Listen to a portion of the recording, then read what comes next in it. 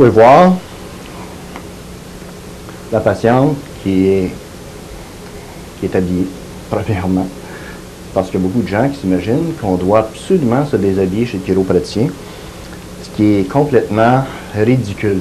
Parce que si un traitement peut être donné par-dessus une épaisseur de 3/4 de pouce de peau pour rejoindre les vertèbres, eh bien, on peut passer aussi par-dessus le linge. Donc, en général, les traitements sont faits, la personne reste habillée. Là, je vous donne seulement qu'un aperçu de certaines manipulations, qui sont des pressions, mais des pressions dirigées sur des vertèbres qui sont déplacées. Donc, ce que nous essayons de faire, c'est pas de faire des sessions de snap, crack and pop, d'essayer de faire craquer la colonne. Ce sont des ajustements, c'est-à-dire d'essayer de prendre les vertèbres qui sont déplacées d'une certaine façon et puis les replacer avec des mouvements répétés.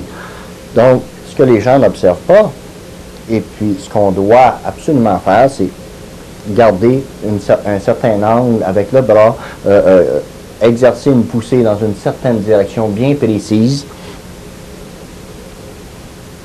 Et puis, vous imaginez peut-être que je mets les mains un petit peu partout, mais il ne faut pas oublier que Martine, ma patiente, ça fait déjà quelques temps que je le suis.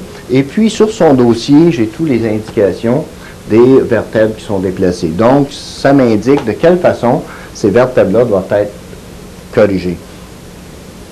Alors, pour arriver à faire ce genre de manœuvre, un chiropraticien doit avoir un cégep en sciences de la santé puis suivre un entraînement de 5 ans. Donc, ce n'est pas des sessions de snap, crack and pop, comme je vous ai dit. Vous avez rencontré Joanie, ma plus vieille, lors de l'exposé. Shani est ma deuxième.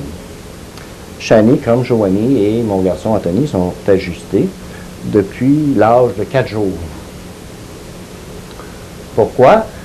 Premièrement, l'accouchement, c'est le plus grand traumatisme qu'on puisse faire au niveau des vertèbres cervicales, spécialement au niveau de l'atlas. Tourne-toi sur ton dos, Cham.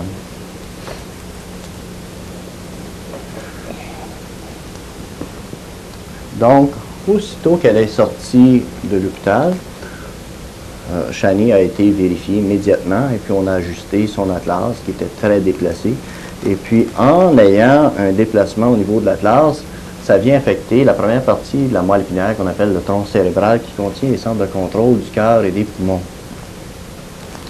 Alors, et puis, ça empêche l'énergie de bien circuler et puis ça donne un système immunitaire qui peut être défaillant.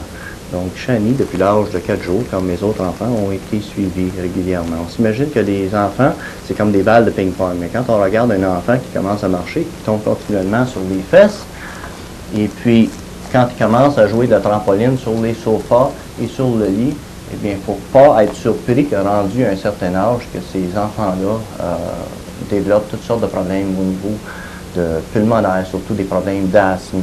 Les bébés, on rencontre souvent des problèmes d'otite, des problèmes de régurgitation. Aussi, j'aimerais vous mentionner ce qui caractérise notre pratique, et puis je crois vraiment que je suis le seul, peut-être que je me trompe, mais je crois être le seul au Québec qui traite tous les enfants de 6 ans et moins sans frais. Seulement si nous traitons un des membres, c'est-à-dire un des parents. Donc, si nous traitons le père ou la mère de façon régulière pour des problèmes quelconques, et puis, s'ils ont des enfants de 6 ans en descendant, qu'importe le nombre, qu'importe les problèmes, si nous pouvons les aider, nous le faisons, qu'importe le nombre de visites par semaine.